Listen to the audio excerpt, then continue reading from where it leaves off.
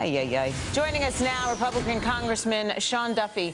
Now, Democratic Congressman Peter Welch was scheduled to join us as well, but he canceled really last minute to attend a news conference where I'm calling a cheerleading session with Nancy Pelosi and the other House Dems.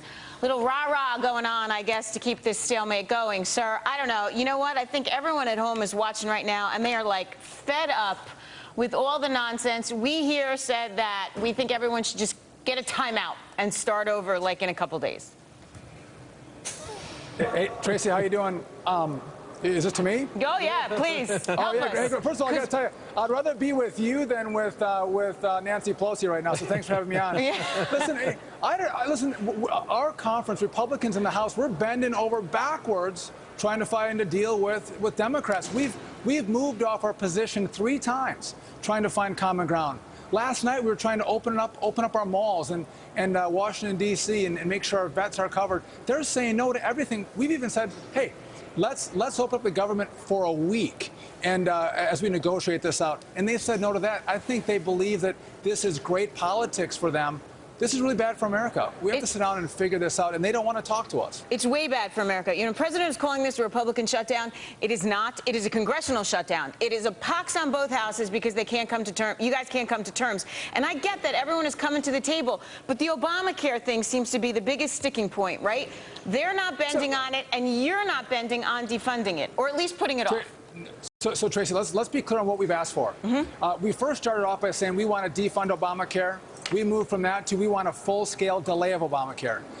Right now, our position, we voted on Monday night for this. We said we want to have Barack Obama and Jay Carney and his administration in Obamacare with all of America and with members of Congress. They shouldn't get their separate health care plan. They should be with all of America if this bill is so great. So we've asked for them to be in Obamacare, number 1. Number 2 is President Obama had big, powerful lobbyists of big business come to Washington, D.C., and because of that lobby effort, he's excluded for 1 year the employer mandate.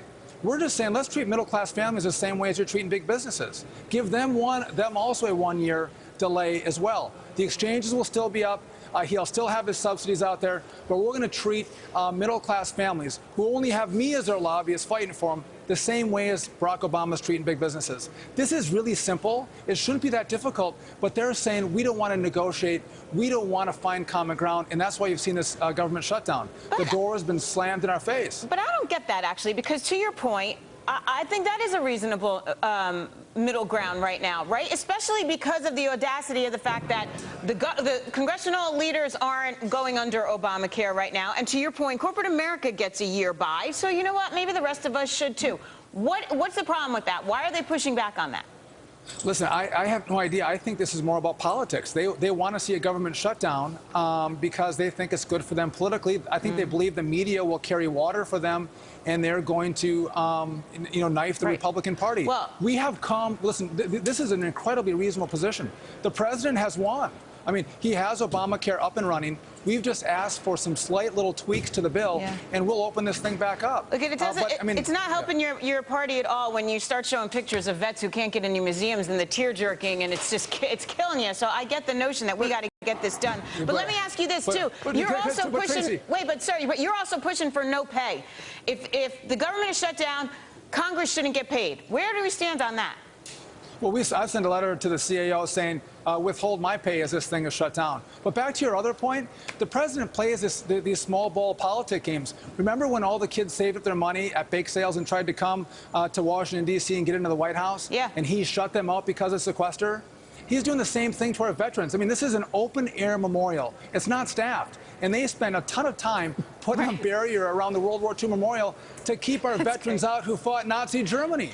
This is politics at its worst. I mean, open this stuff up. I mean, quit playing games with our veterans and our little kids. Amen, Congressman Duffy. I hope you take that to the floor and slap him around and send him to timeout. I think that would be the best answer for everybody. I like timeout. That's good. Go check out the Pelosi cheerleading party and let us know how it goes. Hey, I will. Thank you.